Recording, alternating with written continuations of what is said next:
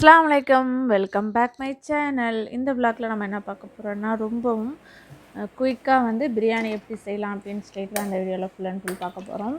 நான் வந்து 2 டம்ளர் சின்ன டம்ளரில் 2 டம்ளர் அரிசி எடுத்திருக்கேன். அதுக்கு மட்டும் நான் வந்து சஹருக்கு 2 பிரியாணி ஸ்பூன் செய்ய ஆயில், போகிறேன். 1 சிக்கன் ஸ்பூன் நெய். பிரியாணி.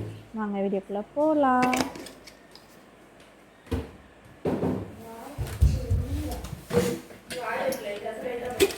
பட்டை, கிராம்பு, ஏலக்காய், பிரியாணி இலை, கல்பாசி,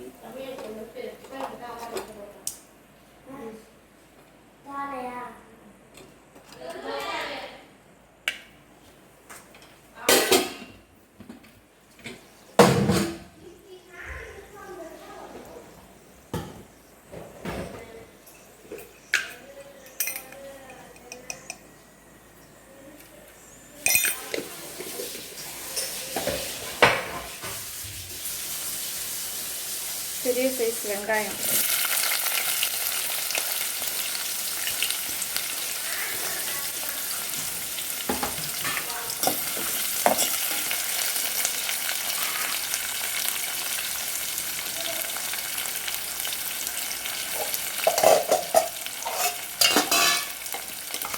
ஆனியன் வந்து சீக்கிரம் வதங்கணும்னா கொஞ்சம் லைட்டாக உப்பு சேர்த்துடலாம்.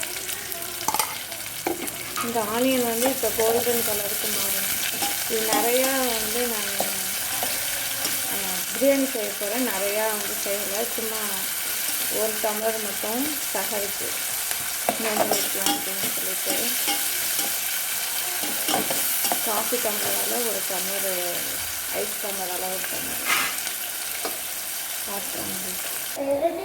இப்போ ஆனியன் வந்து நல்லா வதங்கிடுச்சு. இந்த ஸ்டேஜில் வந்து இஞ்சி பூண்டு பேஸ்ட்டு சேர்த்துடலாம் 1 ஸ்பூன். இந்த இஞ்சி பூண்டை வந்து நல்லா பச்சை வேகம் போகிற அளவுக்கு நம்ம நல்லா வதக்கிக்கலாம்.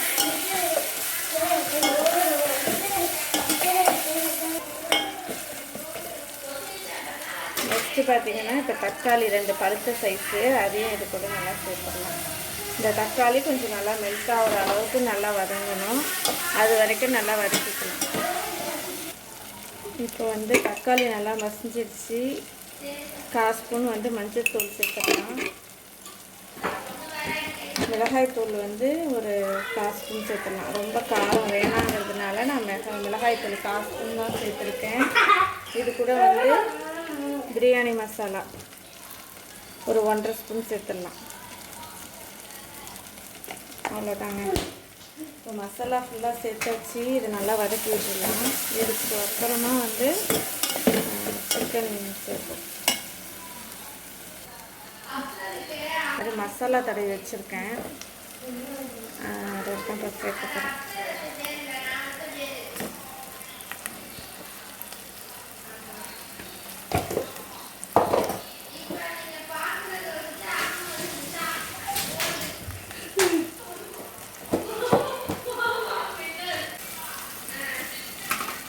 இப்போ இந்த சிக்கன் வந்து நல்லா வேகணும். அது ஒரு 10 மினிட்ஸ் ஆகும். இப்போ ஒரு 10 மினிட்ஸ் வந்து இந்த சிக்கன் நல்லா வேகணும். வெந்ததுக்கப்புறமா நம்ம தண்ணி ஊற்றிட்டு அரைச்சிக்கலாம்.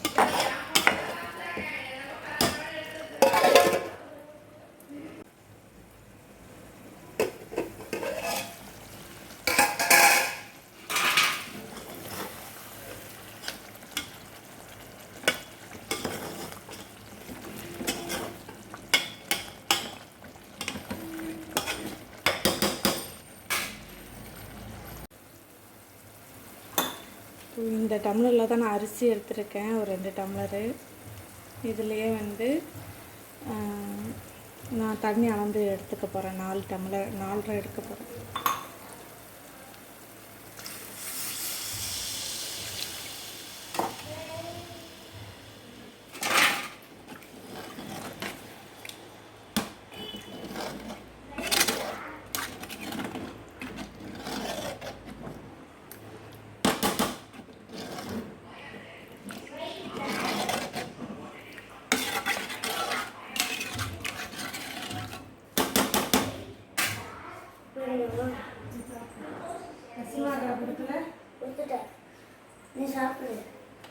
நீ சாப்பிடு.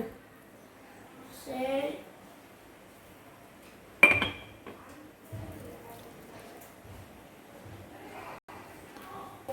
இப்போ தண்ணி நல்லா கொதிச்சிடுச்சு. இப்போ வந்து அரிசியை போட்டுடலாம். இந்த அரிசி வந்து ஒரு 1/2 hour நல்லா ஊற வச்சுருக்கேன். இந்த அரிசியை சேர்த்துடலாம்.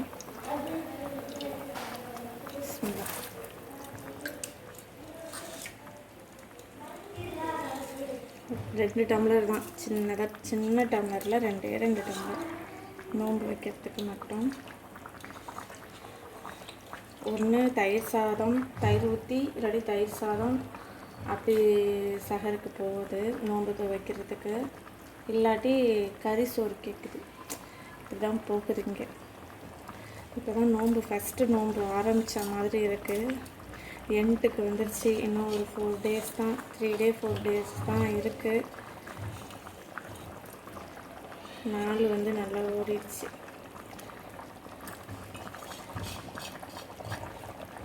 ஃபைவ் மினிட்ஸ் வந்து நல்லா கொதிச்சோன்னே நம்ம வந்து சிம்மில் வச்சிடலாம். ரொம்பவும் ஈஸி தான் பிரியாணி. என்ன பொருள் போடணுமோ அதை வந்து கரெக்டான அப்பப்போ போடணும்.